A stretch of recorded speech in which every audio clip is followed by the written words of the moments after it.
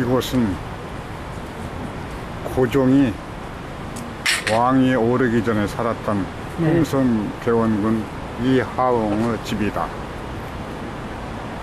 어린 아들을 대신하여 정권을 잡아 이곳에서 10여 년간 정치를 했다.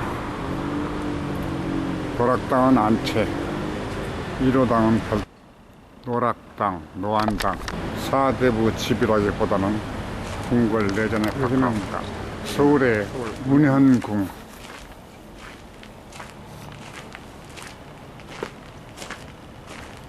수직사, 경비와 관리를 담당했던 사람들이 거처하던 곳. 운현궁. 노안당은 운현궁의 사랑채로 대원군의 주된 거처였다. 노자를 안지함이라는 운현궁의 노락당.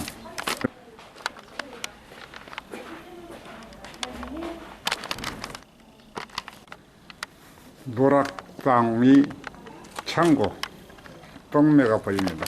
김봉건이 만난 사람, 오늘은 이곳 운현궁에서 문화유산 해설사시겠죠?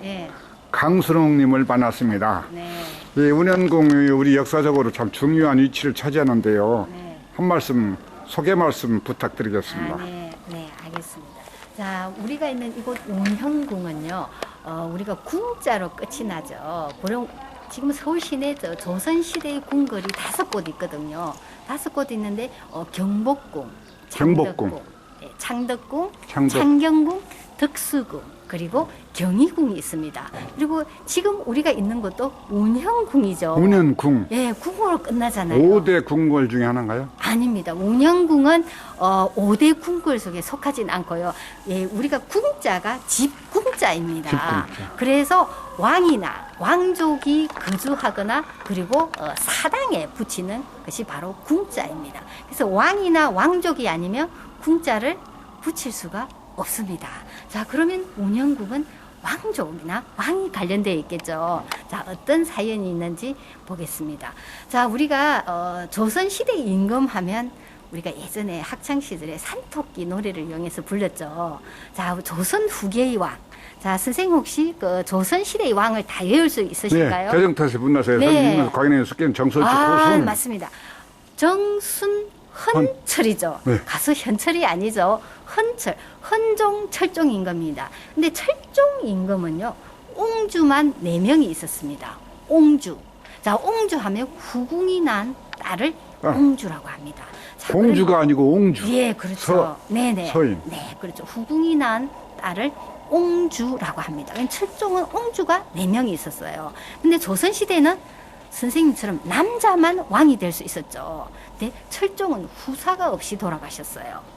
네, 그러면 다음 왕을 지명해야 되는데 그 당시 헌종의 어머니셨던 신정왕후가 다음 왕을 지명합니다. 나 누구를 지명하냐면 왕의 친척이었던 흥성군의 둘째 아들 이명복을 다음 왕으로 지정했습니다. 바로 신정왕후가. 네네, 신정왕후입니다. 헌종의 어머니였습니다. 자, 그래서 둘째 아들이 누구냐면은 이명복이 바로 우리가 알고 있는 고종입니다. 두째 아들이. 예, 이명복입니다. 네, 그 흥성군의 둘째 아들 이명복이 바로 고종입니다. 고종. 예, 우리가 알고 있나. 자, 그러면 아들이 흥성군의 입장에서는 아들이 왕이 되었죠. 그래서 이 신정왕후는요, 집을 크게 짓고 그리고 규모도 넓게 지으라고 비용도 지불해 줍니다. 그래서 탄생한 곳이 이곳 운현궁입니다. 신정왕후 때 건립한 운현궁이네요. 네, 그렇죠. 고종 즉위년, 고종이 1863년 12월에 즉위를 했거든요. 예, 64년에 지어진 것이 1863년 64년에 지어진 고종 즉위 시에 지어진 집이네요. 예, 즉위 다음 해에 지어진 집이 바로 이곳 운현궁이 되겠습니다. 그래서 운현궁인데 네. 5대 궁궐 속에는 안 들어가고. 그렇죠. 네. 왜냐하면 우리가 보통 궁궐 하면요, 왕만이 쓸 수가 있습니다. 근데 궁자로 끝나는 것은 왕족도 쓸 수가 있는 거죠. 우리가 궁궐 하면요, 왕이 거주하면서 왕의 가족도 같이 살죠. 거주하면서 무엇보다 더 중요한 것이 임금과 신하가 같이 나라 일을 의논하는 네. 그 장소를 바로 정사를? 예, 예, 그것을 바로 궁궐이라고 합니다. 운영궁에서도 그러면 정사를 예, 그렇죠. 이 운영궁은요, 우리가 알고 있는, 이제 왕이 되었으니, 신정왕후가, 고종의 아버지인 흥선군을 흥선대원군으로 계급을 올려줍니다. 그리고 어머니 민씨는 부대 부인으로 계급을 올려줍니다. 자, 그러면 이제 우리가, 흥선대원군이 정치를 했던 노안당으로 이동할 건데요. 노안당. 예, 이곳은 노안당이, 지금은 노락당이거든요. 노락당. 예, 이 앞쪽이 노안당입니다. 이 앞쪽에 있는 노안당이요, 그야말로 사랑방. 예, 운영궁의 사랑채이자 흥선대원군의 정치적 공간이었습니다. 자, 우리가 보통 고종이 왕위에 올랐을 때 나이가 12살이었어요.